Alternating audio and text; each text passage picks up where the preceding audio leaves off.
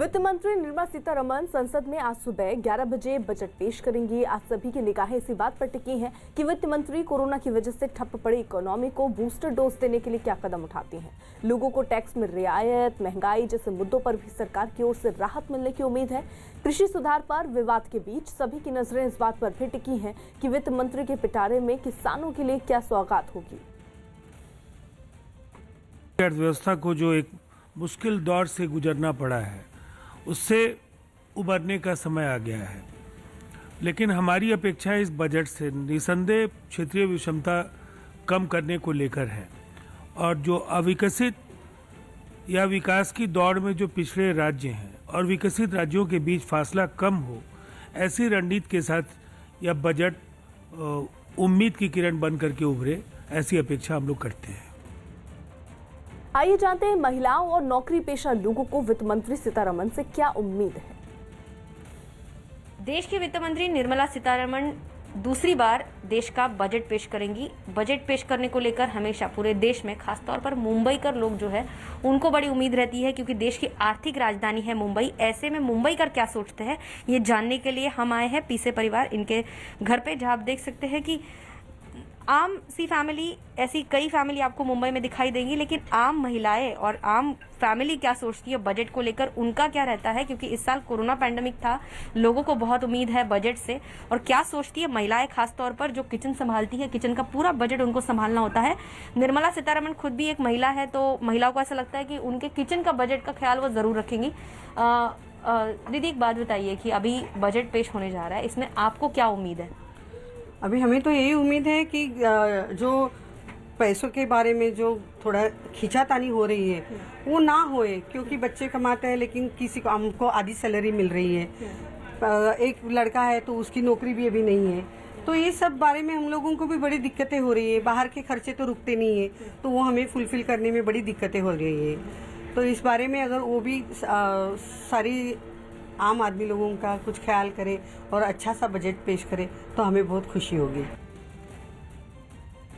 School की fees actually थोड़ा कम करना चाहिए बच्चों के लिए, क्योंकि अभी तो फ़िलहाल ऑनलाइन ही चल रहा है, तो ऑनलाइन ही घर पे सब कुछ मतलब पढ़ाई हो रहा है। टीचर्स भी ऑनलाइन ले रहे हैं क्लासेस। बजट से परेशान न हो इसका ख्याल रखें, ताकि घरेलू चीज़ें जो जैसे दवाइयाँ है, अस्पताल का खर्चा है, बैंक के लोन है, उसका कुछ ईएमआई है, वो ईएमआई रीफिक्स होना चाहिए। किसानों को भी बजट से काफी उम्मीदें हैं। यूपी के अलीगढ़ में किसानों ने सरकार से डीजल और खाद के रेट में कमी की मांग की। सरकार को अगर कुछ करना है बजट में, तो मेरी तो मेन मांग है कि डीजल और डीएपी खाद जो है उस पर विशेष ध्यान दें। पेट्रोल की एक समस्या, ये भी एक समस्या है किसान की, तो सरकार को उसमें बजट ऐसा रखना चाहिए किसानों को हित में, जिससे किसानों को लाभ मिले। उम्मीद है कि कुछ हो जाए, यही उम्मीद कर सकता है किसान, तो उम्मीदों पे जी रहा है। कुछ सरकार की निगाह में आ जाए तो कुछ बजट में कुछ दे दे बढ़िया। मैं तो जानता हूँ कि सबसे ज़्यादा डीजल से और बिजली से किसान पीड़ित है। रियल एस्टेट सेक्टर से जुड़े लोगों को भी बजट से काफी उम्मीदें हैं। लोगों ने रियल एस्टेट सेक्टर के लिए फंड की मांग की। आइए जानते हैं लोगों की क्या राय है।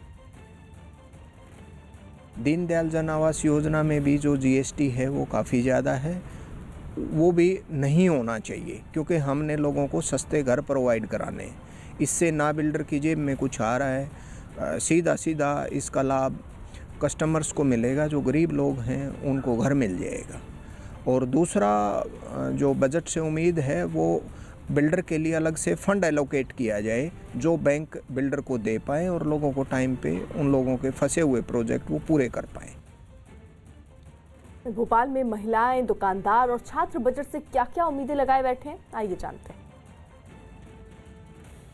सरकार को कुछ हमारे पक्ष में, हमारे फेवर में आके इस तरह से बजट बनाना चाहिए, सबको राहत मिले। हम चाहते हैं कि मतलब रेट कम हो, थोड़ा टैक्सेशन में फ़ायदा मिले पब्लिक को भी।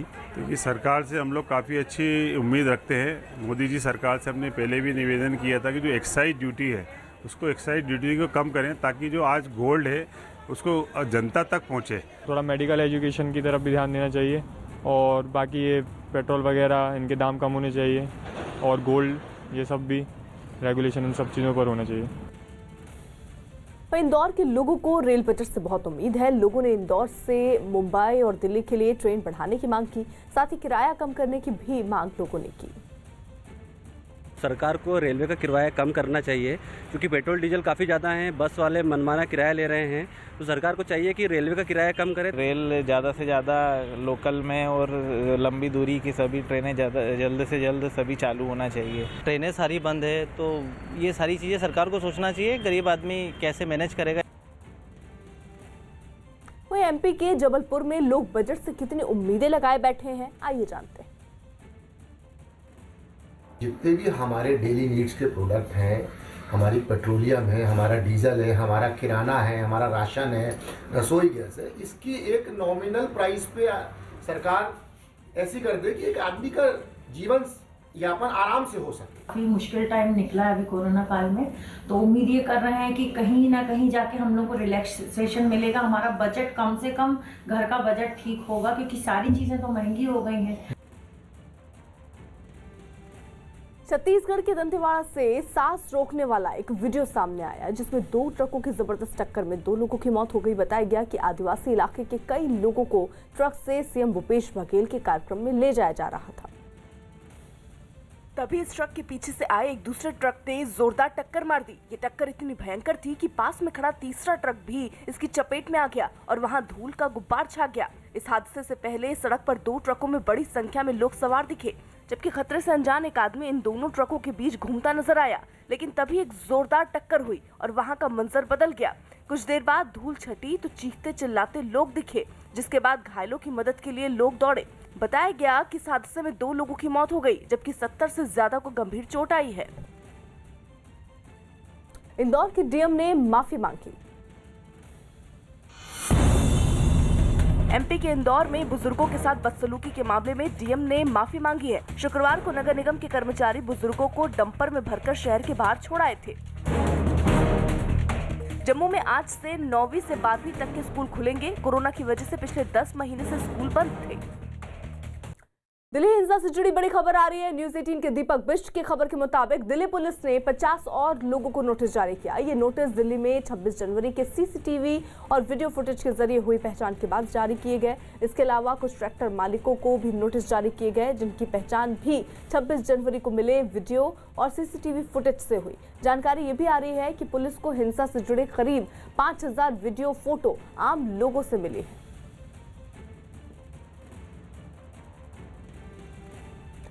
दिल्ली हिंसा में नोटिस के बाद गणतंत्र दिवस के मौके पर दिल्ली में जो कुछ हुआ उसने देश के तमाम लोगों के साथ प्रधानमंत्री नरेंद्र मोदी को भी दुखी किया, जिसके बारे में खुद पीएम मोदी ने अपने मन की बात कार्यक्रम में इसका जिक्र किया।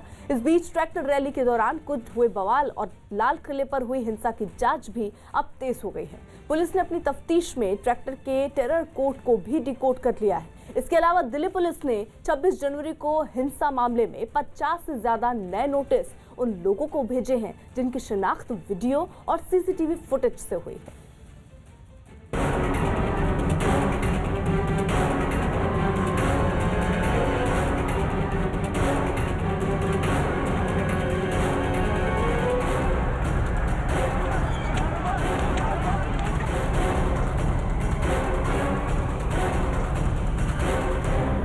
लाल किला हिंसा पर पीएम दुखी। दिल्ली में 26 जनवरी को तिरंगा का अपमान देख देश बहुत दुखी भी हुआ। बचेंगे नहीं 26 जनवरी के गुनहगार। सबूत जुटाने में जुटी एफएसएल टीम।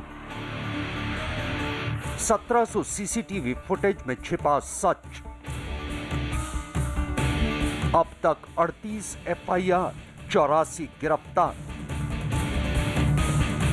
कई गुनहगार अब भी फरार।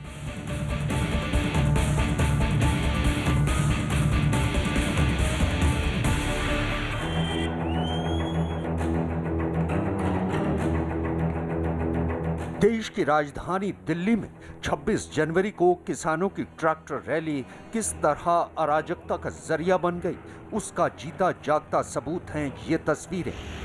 किसानों की शांतिपूर्वक रैली निकालने की कसम किस तरह उपद्रवियों ने तोड़ी, उसकी गवाही देती हैं ये तस्वीरें।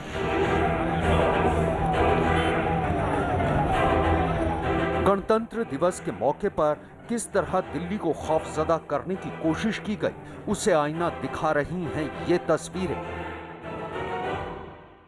आंदोलन की आड़ में कैसे हिंसा को हथियार बनाकर कानून की धज्जियां उड़ाई गईं, उसकी भी गवाही देती हैं ये तस्वीरें। और इन तस्वीरों को देखकर पीएम नरेंद्र मोदी दुखी भी हैं और व्यथित। तभी तो मन की बात में उनके दिल का दर्द छलक उठा। दिल्ली में 26 जनवरी को तिरंगा का अपमान देख देश बहुत दुखी भी हुआ। हमें आने वाले समय को नई आशा और नवीनता से भरना है।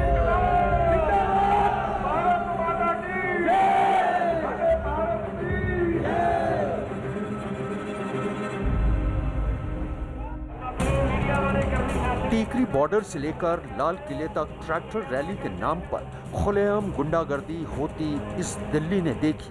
राजधानी को नजर आया पुलिस पर तलवार का वार, हुड़दंगियों की हिंसा और तोड़फोड़ के साथ पुलिस पर पथराव। ये भी नजर आया कि कैसे बेकाबू भीड़ रास्ते में खड़ी बसों को ट्रैक्टर से रौंदने की कोशिश में नजर आई, कैसे ट्रकों के शीशे तोड़ दिए गए, बैरिकेडिंग उखाड़ कर फेंक दी गई और ये भीड़ आखिर में लाल किले में गणतंत्र दिवस की गरिमा को ही रौंदती चली गई। 26 जनवरी का तूफान गुजर जाने के बाद अब इस बात की तलाश हो रही है कि आखिर ये किसने किया, कैसे किया, क्यों किया और ये सब किसके इशारे पर किया गया। इस काम के लिए अब दिल्ली पुलिस की एफएसएल टीम ने जिम्मा संभाल लिया है। लगातार जो एफएसएल की टीम है वो अलग अलग पॉइंट्स पर जाकर चेक कर रही है। इससे पहले गाज़ीपुर बॉर्डर पर जाकर जो है वहाँ टायर्स के निशान लिए गए, उनके एविडेंस कलेक्ट किए गए और ये चेक किया गया कि जो स्पीड तय की गई थी उस पर उसका पालन किया गया या नहीं किया गया। इसके बाद जो है लाल किले कल पहुँची है लाल किले पर एफएसएल की टीम। फिलहाल यहाँ पर आप देख सकते हैं टीम लगातार मौजूद है। दिल्ली पुलिस की क्राइम ब्रांच की एफएसएल टीम लाल किले से 26 जनवरी के गुनहगारों के खिलाफ अपनी तहकीकात जारी रखे हुए है और अब उसकी इस तफ्तीश में गुजरात पुलिस की एफएसएल टीम भी शामिल हो गई है। गुजरात एफएसएल टीम में 6 अधिकारी शामिल हैं, इनमें से एक महिला अधिकारी भी है। लाल किला आने से पहले गुजरात एफएसएल टीम ने दिल्ली पुलिस की टीम के साथ पहले आईटीओ जाकर उस जगह का मुआयना किया जहां हिंसा हुई थी, खासकर उस जगह का जहां ट्रैक्टर पलटने से किसान की मौत हुई थी। एफएसएल की टीम यहां पर पहुंची है। आईटीओ के पास दीनदयाल उपाध्याय मार्ग पर ये टीम मौजूद है। आपको बता दें कि 26 तारीख को इसी जगह पर जहां ये टीम मौजूद है यहीं पर एक ट्रैक्टर पलटने से एक किसान की मौत हो गई थी। बहुत तेज़ गति से आईटीओ की तरफ से ये जो किसान था ट्रैक्टर पर वो यहाँ पर आ रहा था। एफएसएल टीम ने उन जगहों से बेहद अहम सुरागों को इकट्ठा किया जहां भीड़ बेकाबू थी और जहां उसने तमाम कायदे कानून की धज्जियां उड़ाकर हिंसा की थी। खबर यही है कि इन सबूतों के जरिए उन लोगों की पहचान मुकम्मल की जाएगी जो 26 जनवरी वाले रोज हिंसा में शामिल थे। दिल्ली पुलिस इन्हीं सबूतों के आधार पर आरोपियों की तलाश शुरू करेगी। पुलिस सूत्रों की माने तो एफएसएल ने जो कुछ भी सबूत और सुराग के तौर पर इकट्ठा किया वो अदालत में आरोपियों के खिलाफ अहम सबूत भी साबित हो सकते हैं।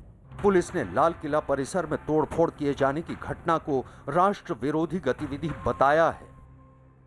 अपनी तफ्तीश के दौरान फॉरेंसिक टीम को लाल किले के भीतर से एक रस्सी बरामद हुई है जिसके बारे में बताया जा रहा है कि इस तरह की रस्सी का इस्तेमाल कमांडो और पैरामिलिट्री फोर्स करते हैं। वो रस्सी कमांडो ट्रेनिंग के दौरान इस्तेमाल होती है। पुलिस को शक है कि ये कमांडो ट्रेनिंग रस्सी या तो ट्रेंड लोगों ने तैयार की है या फिर इसे कहीं से चुराया गया। सिर्फ इतना ही नहीं, पुलिस की अभी तक की तफ्तीश में कुछ चौंकाने वाली बातें भी सामने आ चुकी हैं। पुलिस को पता चला है कि ट्रैक्टर रैली के दौरान ट्रैक्टर कोड का इस्तेमाल किया गया था। पुलिस ने अपनी छानबीन के दौरान ट्रैक्टर टेरर का कोड डिकोड करने में कामयाबी हासिल की है। जांच में यह भी पता चला है कि ट्रैक्टर परेड में शामिल ट्रैक्टरों को एक अलग कोड भी दिया गया था जो संख्या के रूप में था। कोड संख्या 56, 57, 58 है। क्राइम ब्रांच इस मामले की जांच कर रही है। वीडियो देखकर डिटेल निकाली जा रही है। ट्रैक्टर परेड में शामिल ट्रैक्टरों और अन्य वाहनों के नंबरों की डिटेल भी निकाली जा रही है। शुरुआती जांच में यह भी पता चला है कि ट्रैक्टर परेड में शामिल बहुत से ट्रैक्टरों और अन्य वाहनों पर नंबर नहीं थे। कुछ वाहनों के नंबर छुपाए भी गए थे, जबकि रैली में शामिल कई वाहनों के नंबर फर्जी पाए गए। पुलिस सूत्रों के मुताबिक गणतंत्र दिवस के दिन दिल्ली के अलग अलग क्षेत्रों में किसान प्रदर्शनकारियों और पुलिस के बीच संघर्ष हुआ, जिसमें कई लोग घायल हुए और बहुत जगह तोड़फोड़ हुई। इस सिलसिले में अब तक कुल 38 FIR दर्ज की गई हैं, जबकि 84 लोगों को गिरफ्तार किया गया है। दिल्ली पुलिस की क्राइम ब्रांच के पास 1700 से ज्यादा वायरल वीडियो और CCTV फुटेज हैं, जो पब्लिक ने उन्हें मुहैया कराए हैं। दरअसल क्राइम ब्रांच ने एक अपील कर एक नंबर सोशल मीडिया में सर्कुलेट किया था, जिसके बाद अलग अलग जगह से क्राइम ब्रांच के इस नंबर पर लगातार हिंसा के वीडियो भेजे जा रहे हैं। 26 जनवरी को ITO पर ट्रैक्टर रैली के दौरान ट्रैक्टर पलटने से एक किसान की मौत हुई थी। उसी सिलसिले में पुलिस ने दिल्ली के IP स्टेट थाने में कांग्रेस नेता शशि थरूर समेत कुछ पत्रकारों के खिलाफ मामला दर्ज किया है। उन सभी पर ट्वीट और सोशल मीडिया के जरिए हादसे में मारे गए किसान की मौत पर अफवाह फैलाने का आरोप है। पुलिस ने अफवाह फैलाने के संदर्भ में शशि थरूर समेत 6 लोगों के खिलाफ मामला दर्ज किया है। पुलिस ने धारा 153, 504, 505 1B के अलावा आपराधिक साजिश 120B के तहत मुकदमा दर्ज किया है। पुलिस के मुताबिक सभी ने 26 जनवरी को किसान की मौत की गलत जानकारी ट्वीट की थी, जिससे माहौल ख़राब हुआ था। पुलिस का ये कहना है कि ये सभी प्रभावशाली लोग हैं, जिसकी वजह से ज़रा सी देर में इनके ट्वीट्स इनके फॉलोअर्स की मदद से वायरल हो गए। 26 जनवरी के बवाल के बाद इस मामले में सबसे ज्यादा सुर्खियों में रहे दीप सिद्धू का एक वीडियो भी सामने आया, जिसमें उसने पुलिस जांच में शामिल होने की बात कही है। दिल्ली पुलिस ने दीप सिद्धू के खिलाफ भी मामला दर्ज किया हुआ है। मैं इन्वेस्टिगेशन ज्वाइन करूंगा, ਉਹਦੇ ਚ कोई प्रॉब्लम नहीं ਤੇ ਅਸੀਂ ਡਰੀਏ ਵੀ ਕਿਉਂ? ਜੇ ਅਸੀਂ ਕੁਝ ਗਲਤ ਹੀ ਨਹੀਂ ਕੀਤਾ ਤਾਂ ਅਸੀਂ ਡਰੀਏ ਵੀ ਕਿਉਂ? ਸੋ ਇਸ ਕਰਕੇ ਇਨਵੈਸਟੀਗੇਸ਼ਨ ਏਜੰਸੀਜ਼ ਨੂੰ, ਪੁਲਿਸ ਡਿਪਾਰਟਮੈਂਟ ਨੂੰ ਮੈਂ ਇਹ ਗੱਲ ਕਹਿਣਾ ਵੀ ਤੁਸੀਂ ਭਾਲਣ ਵਾਸਤੇ ਘਰੋਂ ਘਰੀ ਜਾਂ ਬੰਦਿਆਂ ਨੂੰ ਬੁਲਾਉਣਾ ਇਹ ਖੇਚਲ ਨਾ ਕਰੋ। ਮੈਂ ਆਪੇ ਹੀ ਤੁਹਾਡੇ ਕੋਲੇ 2 ਦਿਨਾਂ ਚ ਆ ਜਾਊਂਗਾ। एजेंसियों को मिले इनपुट के मुताबिक पाकिस्तान की खुफिया एजेंसी ISI किसानों के आंदोलन का फायदा उठाने की फिराक में थी। बहरहाल दिल्ली और गुजरात पुलिस की जांच एजेंसियां मिलकर इस मामले के हर एक पहलू की बारीकी से जांच कर रही हैं, ताकि 26 जनवरी के गुनहगारों को बेनकाब किया जा सके।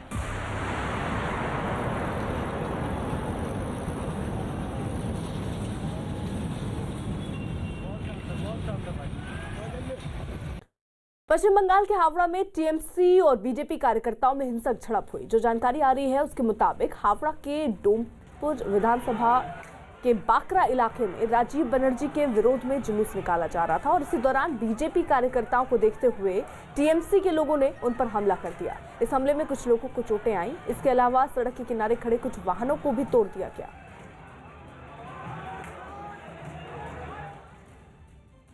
वहीं पश्चिम बंगाल के राज्यपाल जगदीप धनखड़ ने सरकारी कर्मचारियों को चेतावनी देते हुए राजनीतिक दलों के लिए काम नहीं करने की सलाह दी। उन्होंने इसके साथ ही इन कर्मचारियों पर नजर रखने और कड़ी कार्रवाई करने की चेतावनी भी दी। राज्यपाल ने सख्त लहजे में कहा कि जो कोई भी सरकारी अधिकारी अगर किस पार्टी के लिए काम कर रहा है तो ये गलत है और पद के साथ दुराचार भी, जो कि एक अपराध है।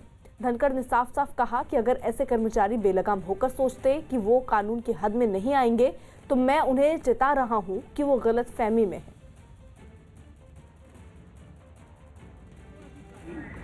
सरकारी कर्मचारी रहते हुए राजनीतिक कार्य में लिप्त है, राजनीतिक दल की मदद करता है, सरकारी वाहन, सरकारी धन, सरकारी पद का उपयोग राजनीति के लिए करता है, वो अपने पद के साथ बहुत बड़ा दुराचरण करता है। He commits a great major misconduct, और ये एक तरीके से अपराध भी है।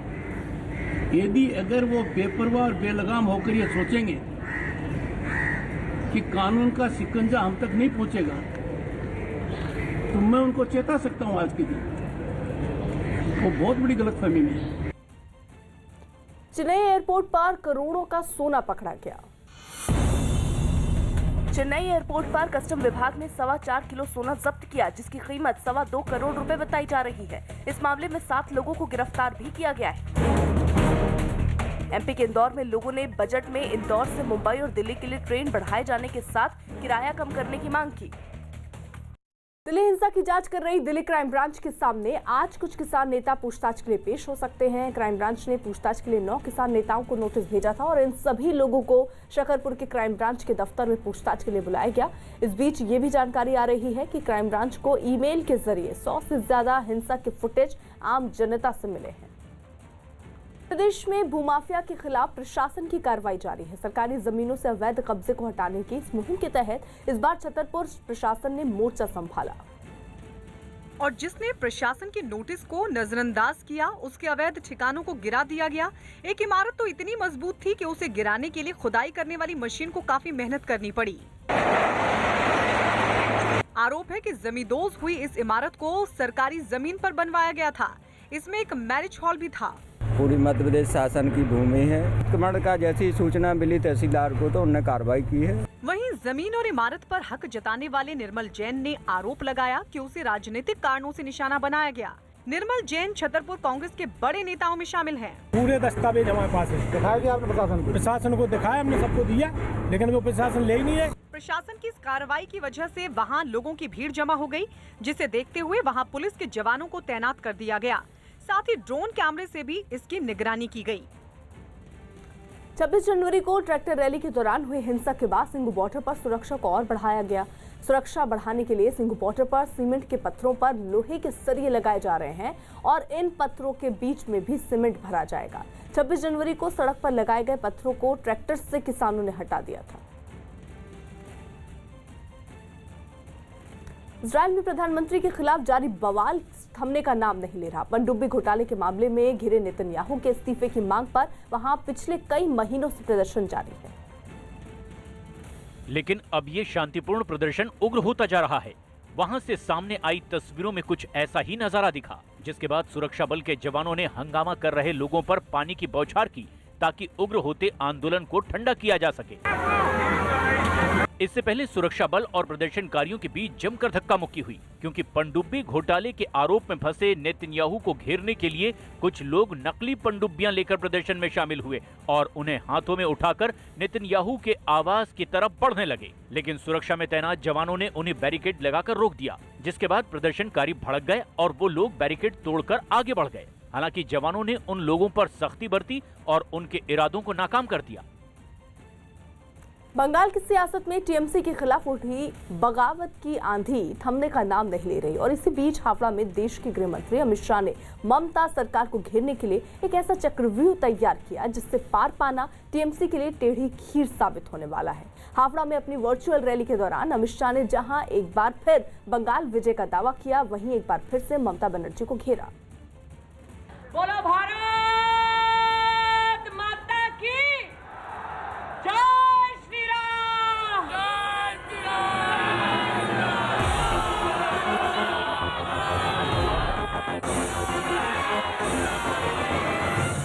जो जय श्री राम के नारे को भी अपमानित करती है, उस दल में कोई भी राष्ट्रभक्त एक मिनट तक ठहर नहीं सकता।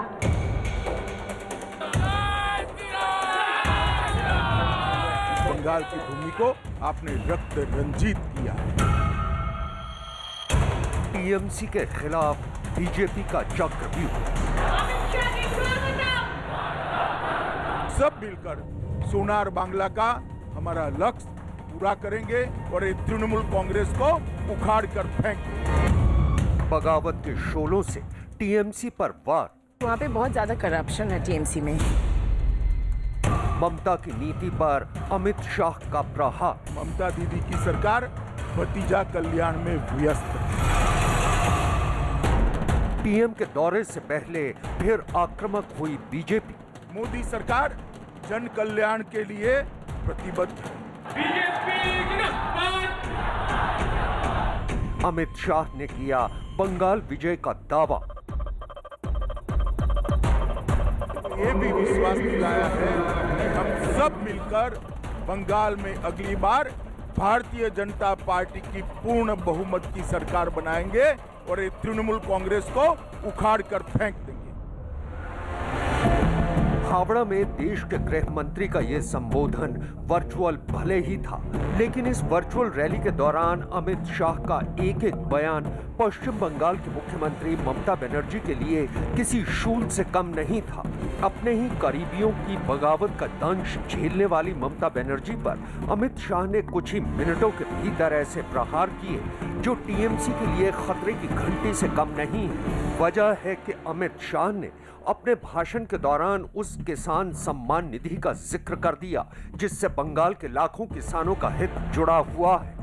किसानों को फिर से एक बार धोखा देने का काम किया है।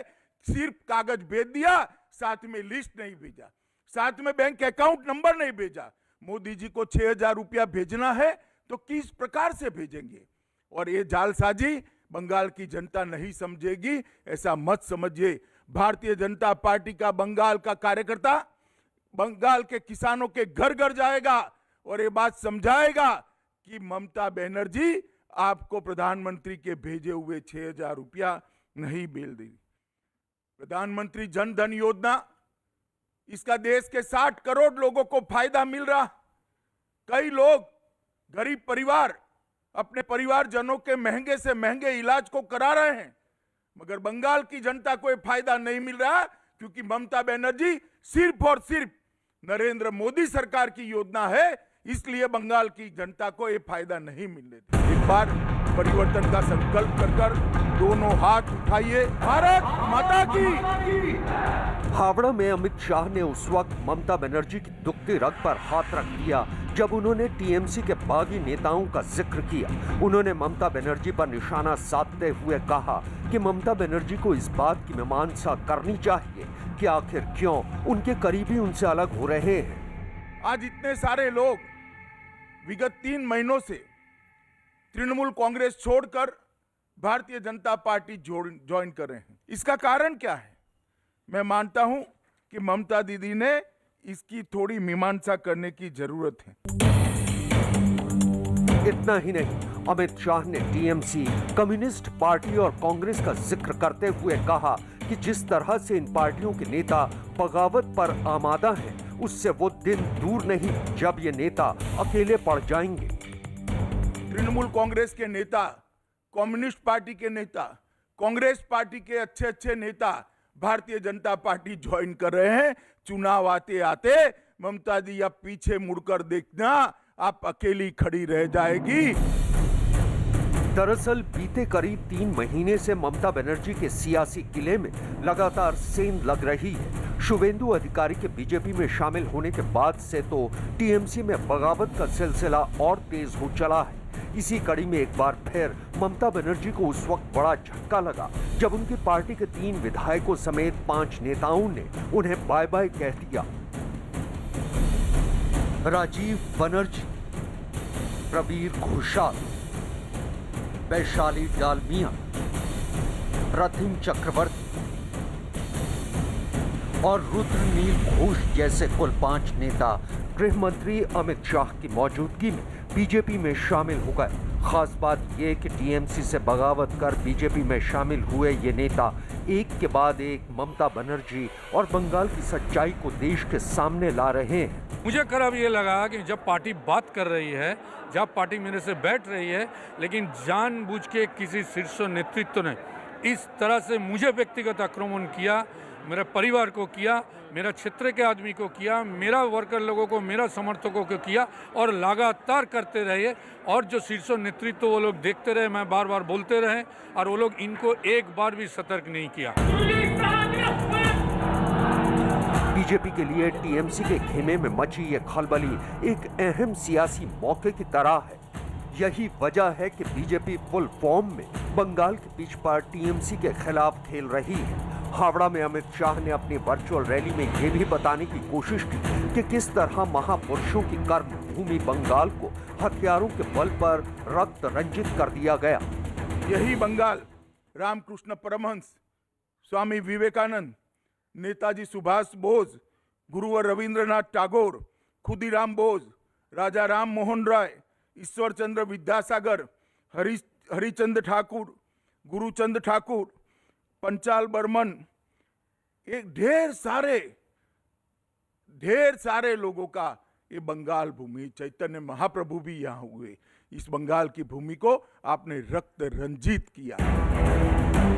अमित शाह ने ममता बनर्जी के बीते 10 साल के कार्यकाल पर निशाना साधते हुए कहा कि जिस मां माटी और मानुष के भरोसे ममता बनर्जी सत्ता में आई थी, उस भरोसे को पार्टी ने हर मोर्चे पर ध्वस्त किया है। इतना ही नहीं, अमित शाह ने यह भी दावा किया कि ममता बनर्जी का शासनकाल बंगाल की कम्युनिस्ट सरकार से भी कहीं गया बीता है।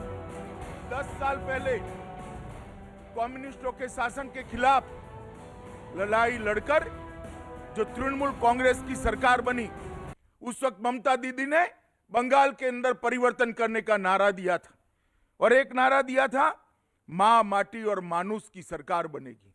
ये नारे के साथ, इस नारे पर विश्वास कर बंगाल की जनता ने परिवर्तन किया था।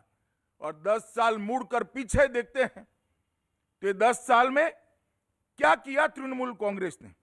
मां माटी और मानुष का नारा अदृश्य हो गया और उसकी जगह तानाशाही, टोलबाजी और तुष्टीकरण का नारा प्रमुखता से दिखाई पड़ता है। हमारे लाल भाई कम्युनिस्ट भाइयों जहां छोड़ कर गए थे, इससे भी बंगाल को गिराने का काम ममता बनर्जी ने किया है। ममता जी, आपको बंगाल की जनता कभी माफ नहीं करेगी। दरअसल 7 फरवरी को पश्चिम बंगाल के हल्दिया में पीएम मोदी एक बड़ी रैली को संबोधित करने जा रहे हैं। उस जनसभा से पहले पीएम मोदी हल्दिया में केंद्र सरकार के 3 कार्यक्रमों का उद्घाटन करेंगे। 5000 करोड़ की लागत वाले इस प्रोजेक्ट का उद्घाटन बंगाल के लिए किसी तोहफे से कम नहीं होने वाला है।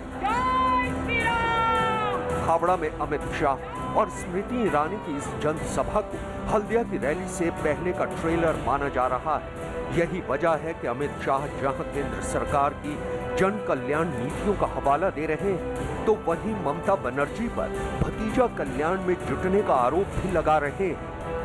एनडीए की सरकार चली है, वो सभी सरकारें जन कल्याण के कामों से देश के विकास के रास्ते पर जुड़ी हैं। हर गांव में, हर घर में सुविधाएं पहुंचाने में जुटी है और यहां पर भतीजे को मुख्यमंत्री बनाने के अलावे और कोई एजेंडा ही नहीं। बंगाल में टीएमसी के खिलाफ बीजेपी ने जो चक्रव्यूह रचा है, उसमें बागियों की भूमिका भी अहम साबित हो रही है। ये एक बड़ा कारण है कि बीजेपी ये दावा कर रही है कि सोनार बांग्ला की जो कल्पना कभी सपने के जैसे थी, बीजेपी उस सपने को पूरा करने जा रही है। परिवर्तन के अभियान के साथ आप जुड़े हैं, आपका भारतीय जनता पार्टी स्वागत करती है और परिवर्तन के अंदर आपके आने से निश्चित ही भारतीय जनता पार्टी का बंगाल के अंदर सोनार बांग्ला बनाने का जो अभियान है, उसको बड़ा बल मिलेगा, उसको ताकत मिलेगी। उधर केंद्रीय मंत्री स्मृति ईरानी ने भी हावड़ा में टीएमसी के खिलाफ अपने तूफानी तेवर दिखा दिए। धारा प्रवाह बांग्ला में बोलकर जहां उन्होंने बंगाल से जुड़ने की कोशिश की, वहीं जय श्री राम के नारों पर गुस्से में आ जाने वाली ममता बनर्जी पर कटाक्ष किया।